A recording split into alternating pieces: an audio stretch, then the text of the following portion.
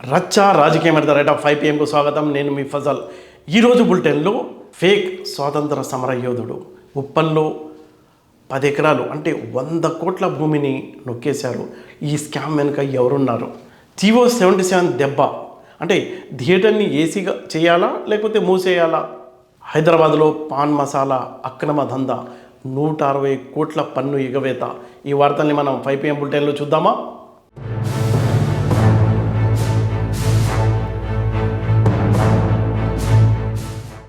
ఒక ఫేక్ స్వాతంత్ర సమర యోధుడు పేరు రాచకొండ కనకయ్య. 1962లో ఆయన స్వాతంత్ర సమర యోధుడిగా ఉప్పల్లో 10 ఎకరాల భూమి తాను తీసుకున్నాడు. ఎవరికి రెవెన్యూ రికార్డులో ఉంది. ఎప్పటి నుంచి 1990 నుంచి 2016-17 వరకు రెవెన్యూ రికార్డులో ఉన్న పహానీల్లో రాచకొండ కనకయ్య పేరు ఉంది. ఆ తర్వాత మళ్ళీ అది ప్రభుత్వ భూమిగా మారిపోయింది. అయితే ఈ 10 ఎకరాల స్థలంలో ఈ కొద్దిపాటి సమయంలోనే 7 ఎకరాల్లో 80కి పైగా నిర్మాణాలు వచ్చాయి. హైరైజ్ అపార్ట్మెంట్లు వచ్చాయి, ఇండిపెండెంట్ హౌసులు, ఓపెన్ ప్లాట్లు, చర్చీలు, మందిరాలు ఇవన్నీ వచ్చేసాయి ఇక్కడ. అయితే అసలు ఎవరు ఈ రాచకొండ కనకయ్య అని మేడ్చల్కు సంబంధించిన కలెక్టర్ హోంశాఖకు లేఖ రాశారు. షాకింగ్ న్యూస్ అన్నమాట. హోంశాఖ దగ్గర స్వతంత్ర సమర యోధుడికి సంబంధించి అసలు రికార్డ్ లేదు. మళ్ళీ ఇతని పేరు ఎలా వచ్చింది, ఎలా అదృశ్యమైపోయింది? 10 ఎకరాలు అంటే 100 కోట్ల రూపాయల విలువైన భూమి ఎలా మాయమైపోయింది? అధికారులు తల పట్టుకుంటున్నారు. అంటే రికార్డుల్లో ట్యాంపర్ జరిగిందని స్పష్టంగా ఉంది. అయితే ఇంకొక ఆసక్తికరమైన విషయం ఏంటంటే ఈ హైదరాబాద్ విమోచన పోరాటంలో రాచకొండ కనకయ్య అనే వ్యక్తి పేరు ఉంది. అయితే ఆ వ్యక్తికి ఈ వ్యక్తికి సంబంధమే లేదు. అది కరీంనగర్లో ఉన్న పేరు వ్యక్తిగా చెప్తున్నారు. అయితే ఈ రాచకొండ ఉప్పల్లో ఎక్కడి నుంచి కనకయ్య వచ్చాడు, అసలు ఈయన వారసులు ఎవరు, ఇతను బతికున్నాడా లేడా అనే సమాచారం కూడా లేదు. అయితే ఇది ఇంకొక విషయం ఏంటంటే 22A కింద ఉన్న నిషేధిత భూముల జాబితాలో ఈ 10 ఎకరాలు ఉన్నాయి.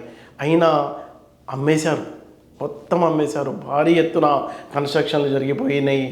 అమ్మకాలు, రిజిస్టర్లు, పన్ను అనుమతులు కట్టుకోవడానికి. అది అసలు ఎవరున్నారు దీని వెనుక? అసలు ఎవరు ఈ రాచకొండ కనకయ్య అని ఆ పేరుతో ఎవరు ఇంత పెద్ద గేమ్ ఆడి ఇంత పెద్ద స్కామ్కు పాల్పడ్డారో అనే దాని మీద చాలా సీరియస్గా చర్చ జరగడమే కాదు, అధికారులు దీనిపై విచారిస్తున్నారు. అంటే అధికారులు విచారిస్తున్నారు అంటే అధికారుల ప్రమేయం లేకుండా ఇంత తంతు ఎలా జరుగుతుంది అనేది సామాన్య జనానికి అర్థం కాని విషయం. అంటే దీని వెనుక బడా వ్యాపారవేత్తలు, పొలిటికల్ లీడర్లు, ఇంకా ఇలాంటి వాళ్ళు సమాజంలో పెద్ద మనుషులుగా చలామణి వాళ్ళు, రౌడీలు అందరూ కలిసి ఒక ముఠాగా ఏర్పడి ఇలాంటి వ్యవహారం నడిపారా? మరియు ఇది చాలా వింతైన సబ్జెక్ట్గా అందరూ మాట్లాడుకుంటున్నారు. అంటే లేని వ్యక్తిని స్వతంత్ర సమర యోధుడి పేరు మీద ఆ రెవెన్యూ రికార్డులో కొంతకాలం ఆ ల్యాండ్ అంతా తీసుకొని ఇంత తంతు నడిపింది ఎవరు అనేది ఇంకా తేలాల్సి ఉంది. ఉప్పల్లోని బండ్లగూడ గ్రామం ఇది. సర్వే నంబర్ 36/5లో ఉన్న ఈ 10 ఎకరాల భూమి చాలా మార్కెట్ ధర చాలా ఎక్కువగా ఉంది. అక్కడ 1 ఎకరం 10 కోట్ల కంటే ఎక్కువ పలుకుతుంది. అయితే అసలు 7 ఎకరాల్లో ఎక్కడ స్పేస్ లేదు. ఇంకా 3 ఎకరాలు మిగిలి ఉన్న ఆ 3 ఎకరాల్లో కూడా హైరైజ్ బిల్డింగ్లకు అనుమతులు తెచ్చుకున్నారు ఆ బిల్డర్స్. అయితే ఇప్పుడు ఏంటి, ఎవరు ఈ రాచకొండ కనకయ్య? వాళ్ళ వారసులా లేకపోతే ఎవరు ఇంత తంతు నడుపుతున్నారు? ఈ భూమి అంటే రకరకాల ఒక చిన్న స్థాయి కాలనీగా మారిపోయింది ఇది. అప్పట్లో రికార్డులో ఒక వ్యక్తి పేరు ఉంది.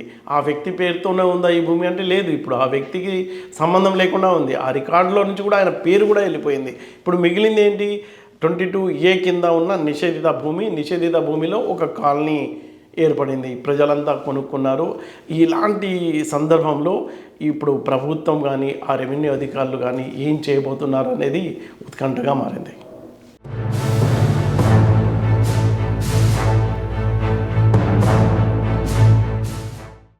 తెలంగాణలో ఉన్న 33 జిల్లాల్లో 390 ఎయిర్ కండిషన్ సినిమా థియేటర్లు ఉన్నాయి. అయితే రాష్ట్ర ప్రభుత్వం ఇప్పుడు ఒక జీవో జారీ చేసింది, జీవో నంబర్ 77.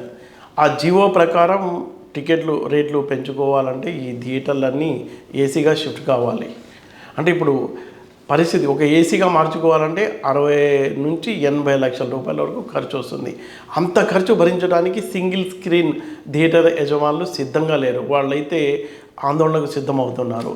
ఈ జీవో తమకు అనుకూలంగా లేదని వాళ్ళు తేల్చి చెప్తున్నారు. అంటే ఇప్పుడు ఏసీ చేయించుకోవాలా, థియేటర్ మూసేయాలా అనేది వాళ్ళ ముందున్న ప్రశ్న. అంటే జీవో 77 దెబ్బకు అలాంటి సిచ్యువేషన్ ఏర్పడింది అని చెప్తున్నారు. రాష్ట్ర ప్రభుత్వం ఏం చేసింది, సామాన్య ప్రేక్షకులకు కూడా టికెట్ ధర అందుబాటులో రావాలి, థియేటర్ యజమానులు నిర్మాతలు బాగుపడాలి అన్న లక్ష్యంతో మొత్తం థియేటర్లను డివైడ్ చేసింది. థియేటర్లను నాన్ ఏసీ థియేటర్లు, ఏసీ థియేటర్లు, అలాగే స్పెషల్ థియేటర్లు, మల్టీప్లెక్స్ థియేటర్లు ఇలా డివైడ్ చేసింది. ఇప్పుడు నాన్ ఏసీ థియేటర్లలో చూసుకున్నట్లయితే ప్రతి థియేటర్లు కూడా నాన్ ప్రీమియం, ప్రీమియం 2 టికెట్లు. అంటే 30 రూపాయల నుంచి, ఇప్పుడు నాన్ ఏసీలో 30 రూపాయల నుంచి 100 రూపాయల వరకు టికెట్ ఉంది. అలాగే ఏసీలో మనం చూసుకున్నట్లయితే నాన్ ప్రీమియంలో 50 రూపాయల నుంచి స్టార్ట్ అవుతుంది, మ్యాక్సిమం 200 రూపీస్ వరకు ఉంది. ఇంకా స్పెషల్ థియేటర్లు, మల్టీప్లెక్స్ థియేటర్లలో 100 నుంచి స్టార్ట్ అయిపోయి 300 రూపాయల వరకు టికెట్ ధరలు ఉన్నాయి. ఇప్పుడు జియోలో ఏం చేశారంటే నాన్ ప్రీమియంకు కనీసం 25% కేటాయించాలని నామకే వస్తే పెట్టడం లేదు. అంటే తక్కువ రేట్లు ఉంటాయి కాబట్టి పేద ప్రేక్షకుడు కూడా సినిమా థియేటర్లో కూర్చొని సినిమా చూసేలా 25% కేటాయించాలనేది ఒక నిబంధన ప్రభుత్వం పెట్టింది. అంటే ఏసీగా మార్చుకోవడానికి 2 ఏళ్ల గడువు విధించింది ప్రభుత్వం. ఇప్పుడు ఎగ్జిబిటర్లు ఏం చెప్తున్నారంటే చాలా ఖర్చుతో కూడిన పని. ఇప్పుడు మేము కనుక థియేటర్ బంద్ చేస్తే దాదాపుగా 20,000 మంది రోడ్డున పడతారు. సినిమా థియేటర్ అంటే పెద్ద స్క్రీను, బిల్డింగు, కుర్చీలు కాదు. ఒక టికెట్ కౌంటర్లో ఒక వ్యక్తి పనిచేస్తుంటాడు, గేట్ కీపర్ ఉంటాడు, టెక్నికల్, మెకానికల్, అలాగే ఎలక్ట్రికల్ సిబ్బంది, క్యాంటీను నిర్వహణ క్లీనింగ్ చేసే సిబ్బంది, వీళ్ళందరూ కలిపితే దాదాపుగా 20,000 మందికి పైగా ఉపాధి పొందుతున్నారు. వాళ్ళందరి ఉపాధి కూడా పోతుంది. కాబట్టి రాష్ట్ర ప్రభుత్వం ఏకపక్షంగా ఇలాంటి నిర్ణయం తీసుకుంది. కేవలం ఇప్పుడు ఈ జియో వల్ల నిర్మాతలకు ప్రయోజనం ఉంటుంది తప్ప ఎగ్జిబిటర్లకు ప్రయోజనం ఉండదు అనేది వాళ్ళ అభిప్రాయం. వాళ్ళ ఆందోళన కూడా ప్రధాన కారణంగా వాళ్ళు చెప్తున్నారు. అంటే ఇప్పుడు ఎంత పెద్ద సినిమా అయినా రిలీజ్ అయినా ప్రజలు చూడడానికి థియేటర్కి వస్తేనే వాళ్ళకి డబ్బులు వస్తాయి. ఈ చిన్న లాజిక్ని మిస్ అయిపోతున్నారు అనేది వాళ్ళ ఎగ్జిబిటర్ల అభిప్రాయం. అయితే సినిమా థియేటర్ కోసం అంటే ఏసీగా మార్చుకోవడానికి అంత డబ్బు ఖర్చు పెట్టి మొత్తం నిర్వహణ ఖర్చులన్నీ భరించినప్పటికీ ఎన్ని షోలు హౌస్ఫుల్ అవుతాయి, ఎంత ఆదాయం వస్తుంది అనేది పెద్ద ప్రశ్నగా మారిందంటారు ఎగ్జిబిటర్లు.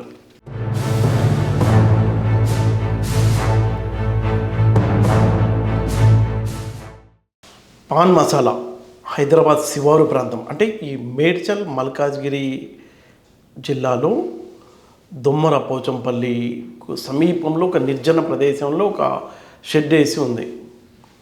ఆ షెడ్లో అక్రమంగా పాన్ మసాలా తయారు చేస్తున్నారు. బయట నుంచి చూస్తే ఏదో గోదాం అనుకుంటాం, ఆ గోదాంలో ఏదో దాచుకొని ఉంటారనుకుంటారు, కానీ అక్కడ అక్రమ దందా పాన్ మసాలాకు సంబంధించి భారీ ఎత్తున 40 ప్యాకింగ్ చేసే మిషన్లు ఉన్నాయి. అంటే అసలు ఏ లెవెల్లో అక్కడ వ్యాపారం జరుగుతుంది అనేది దాదాపుగా 76 లక్షల విలువ చేసే రెడీ టు మూవ్ ప్యాకెట్స్ని సీజ్ చేశారు అధికారులు. 56 మంది వర్కర్లు అక్కడ పనిచేస్తున్నారు. ఒక షిఫ్ట్లో 3 షిఫ్ట్లో అక్కడ పని జరుగుతుందట. అయితే ఇంకా మెటీరియల్ పొగాకు సంబంధించి, పాన్ మసాలాకు సంబంధించి 2,000 టన్నులకు పైగా మెటీరియల్ ఉంది. అలాగే ఈ పొగాకు పౌడర్ కూడా ఒక 800 కిలోల పౌడర్ ఉంది. అయితే ఇక్కడ అక్రమంగా తయారు చేస్తున్నారు, అక్రమంగా రవాణా చేస్తూ వేరే ప్రాంతాలకు తరలిస్తున్నారు. సెంట్రల్ జిఎస్టీకి సంబంధించి ఇంటెలిజెన్స్ అధికారులు పక్కా సమాచారంతో రైడ్ చేశారు, భారీ ఎత్తున పెట్టుకున్నారు. అంటే అక్కడ వీళ్ళు తయారు చేసి అక్రమంగా రవాణా చేస్తూ ప్రభుత్వానికి ఎంత జిఎస్టీ ఎక్సైజ్ డ్యూటీ ఎగ్గొడుతున్నారు అని అక్కడ ఉన్న ఆ మెటీరియల్ని బట్టి వాళ్ళు ఒక అంచనా వేస్తే 160 కోట్ల రూపాయల పన్నులు ఎగవేసినట్లు అధికారులు ఒక అంచనాకు వచ్చారు. అంటే అసలు ఇంత భారీ మొత్తంలో పాన్ మసాలా అక్రమంగా తయారు చేసి అక్రమంగా రవాణా చేస్తూ ఏ ఏ ప్రాంతాలకు పంపిస్తున్నారు అనే అంశాల్ని, అంటే కీలక వ్యక్తి దీని వెనుక ఎవరైతే ఉన్నారో ఆయన్ని అదుపులోకి తీసుకొని 14 రోజుల రిమాండ్ కూడా పంపించారు. అయితే అసలు ఈ దందా వెనుక ఎవరున్నారు, వీళ్ళకి సపోర్ట్ ఎవరుంది, పొలిటికల్గా ఏమన్నా బ్యాక్గ్రౌండ్ ఉందా, ఏ ఏ ప్రాంతాలకు వీళ్ళు అక్రమంగా తరలిస్తున్నారు అన్న అంశాలని చాలా సీరియస్గానే స్టడీ చేస్తున్నారు. అంటే హైదరాబాద్ లాంటి ప్రాంతంలో శివార్లో అంటే చాలా అక్కడ ఒక షెడ్ వేసి, టిన్ షెడ్, ఎవరికి అనుమానం రాకుండా భారీ ఎత్తున ఈ పాన్ మసాలా తయారు చేస్తూ ఇతర ప్రాంతాలకు ఎగుమతి చేస్తూ, కొన్ని చోట్ల దీని మీద బ్యాన్ కూడా ఉంది. అయినా బ్యాన్ ఉన్న దానిపై మళ్ళీ వీళ్ళు అనుమతులు తీసుకోకుండా, అంటే దానికి రకరకాలుగా అనుమతులు తీసుకుంటారు వీళ్ళు, ఏం లేదు అందులో ఆ పర్సెంటేజ్ని బట్టి అసలు అనుమతులు లేకుండా ప్రజల జీవితాలతో ఇదంతా ఈ పాన్ మసాలా, ఈ పొగాకు సంబంధించిన జర్దా మార్కెట్లోకి వెళ్ళిపోయి ప్రజల ఆరోగ్యాలు చెడిపోతున్న నేపథ్యంలో ఒక పక్కేమో ప్రభుత్వానికి రావాల్సిన పన్ను రావడం లేదు, బ్యాన్ ఉన్న ఐటమ్స్ని ఇష్టానుసారంగా వీళ్ళు ఉత్పత్తి చేస్తూ రవాణా చేస్తూ ప్రజల ఆరోగ్యంతో చెలగాటమాడుతూ చేస్తున్న వీళ్ళపై కఠినంగా ఉక్కుపాదంతో అణచివేస్తామని ప్రభుత్వం చెప్తుంది. అంటే డ్రగ్స్లో భాగంగానే ఇది కూడా, అంటే పాన్ మసాలా, ఇది జర్దా పొగాకు, దీంట్లో ఏదైతే మత్తు కలిగించే పదార్థాలు ఉంటాయో అవి అందుకే వీళ్ళు అక్రమంగా అక్కడ తయారు చేస్తున్నారని అధికారులు చెప్తున్నారు. అయితే పూర్తిగా దీనిపై స్టడీ చేస్తున్నట్టు జిఎస్టీకి సంబంధించిన అధికారులు ఫెడరల్తో చెప్పారు.